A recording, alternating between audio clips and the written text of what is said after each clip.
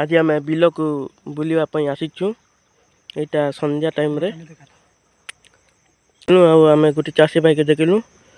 से निजर परिचय दिंतु आपण किए। नमस्कार,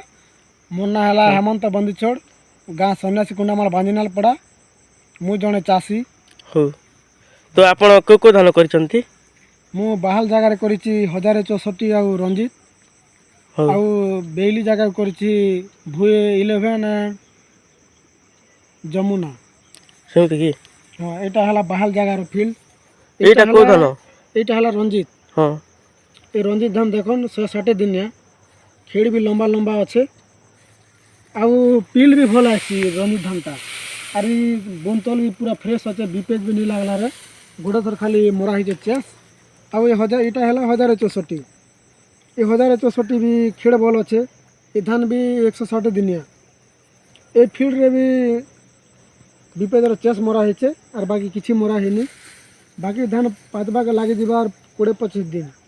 बाकी खेड़ देखला बेल लंबा लंबा अच्छे रोग पोक भी हेतकी नहीं लगबार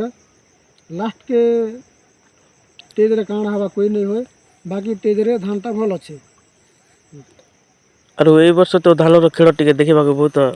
धानटा सुंदर दिसुची 1064 भल होइचे रंजित भी भल होइचे बाहाल जगह रे रंजित और 1064 जे को सार प्रयोग करछन्ते तेरे एटा फर्स्ट डोज रे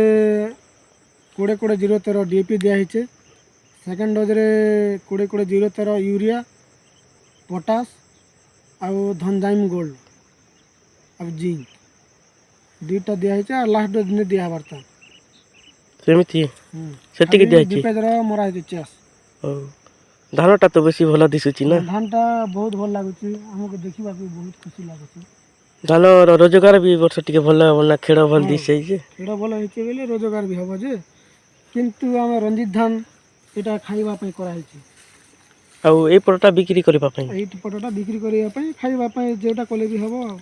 सेमिति कोन ए वर्ष केनाल पानी दिया जीव नै बोली कहछन्ती जे जदि देव रबी चाष करिमु न हेले न करबा चणा मुंगा मुसुरी उणीबा आउ कोन ए वर्ष तो हम इंद्रावती डैम रे पानी टिके सटेज अछि यार 40 फुट अछि बोलुछन्ती न देले न दउ जमी भी सुखिबो आउ माटी भी टिके भल होइबो भल रहइबो नेक्स्ट वर्ष जते पानी देबे तो धान आउरी अधिक उर्वर हेबो अधिक उर्वर हेबो केउ ना इथरे चना मुसरी बुणीबे ना सेति पई धानटा ई वर्ष हेबोनी धानटा गुटे गुटे खड़ा पाची जाय छै ना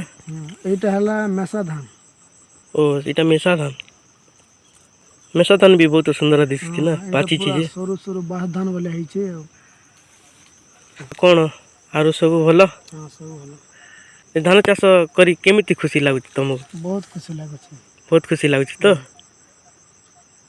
हो आमे आज हम चाषी भाई को पचरे के आमे जानिबा को पाइनु जे धान चाष भी गोटे भलो चाष और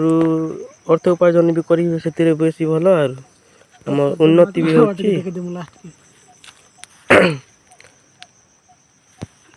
हो आम एतिके विदा नौछु आर संध्या टाइम टा जाच्छे हमको फेरिबा को हेबो आम आपन को विदा नौछु।